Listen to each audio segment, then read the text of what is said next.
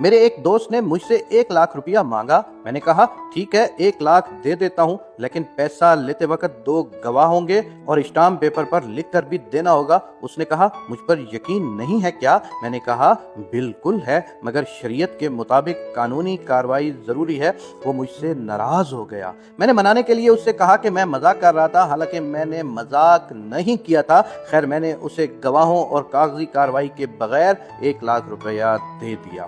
2 سال ہو گئے، میرے دوست نے پیسے واپس نہیں کیے۔ میں نے مانگے تو کہنے لگا میں نے تو واپس کر دیے تھے۔ میں نے کہا جھوٹ بولتے ہو۔ غصے سے کہنے لگا تم مجھے جھوٹا سمجھتے ہو، کوئی گواہ ہے تمہارے پاس؟ کوئی تحریری ثبوت ہے تو پیش کرو۔ میرے کچھ دوست بڑے بدگماش تھے، وہ بھی میرے پاس آ گئے اور کہنے لگے ہمیں 20,000 خرچہ پانی دو، ہم تمہیں اس سے پیسے لے کر دیتے ہیں، اور یہ ایک نئی پریشانی تھی۔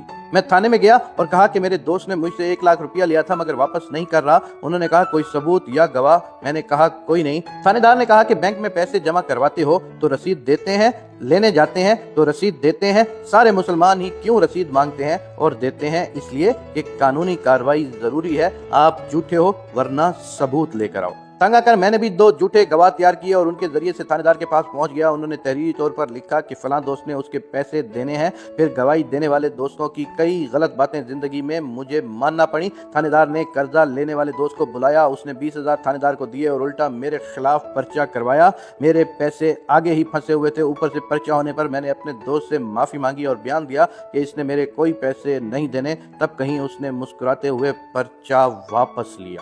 گھر آیا تو گھر والوں نے علیحدہ پریشان کیا کہ گھر کے حالات اچھے نہیں ہیں، دوست بھی ایسے ہی بنائے ہوئے ہیں۔ ایک غلط فیصلے نے بہت ذلیل کروایا۔ یہ دنیا ہے، کسی پر اعتماد اور یقین کرنا بہت مشکل کام ہے۔ نکاح کرتے وقت گواہ تو ہوتے تھے مگر لوگ پھر بھی مکر جاتے تھے، اس لیے جنرل ایوب نے نکاح فارم متعارف کروائے تاکہ عوام جھوٹ نہ بولے۔ اب طلاق دے کر بھی لوگ مکر جاتے ہیں اور کہتے ہیں کہ نہیں دی۔ یہ کہانی بہت سے بندوں کی ہے۔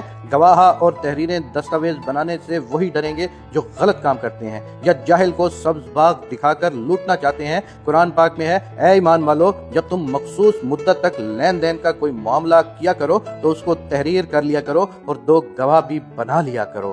بہن بھائیوں میں وراثت کا مسئلہ ہو، کسی کو قرضہ دینا ہو، کسی کو مکان کرائے پر دینا ہو یا جس معاملے میں پیسوں کا مسئلہ ہو، گواہ اور لکھت پڑھت بہت ضروری ہے۔ آزمائش پھر بھی ہو سکتی ہے مگر ہم نے قرآن و احادیث پر ہی چلنا ہے تاکہ اللہ کریم کے حضور اجر پائیں۔ یہ جبر بھی دیکھا ہے تاریخ کی نظروں نے، لمحوں نے خطا کی تھی، صدیوں نے سزا پائی۔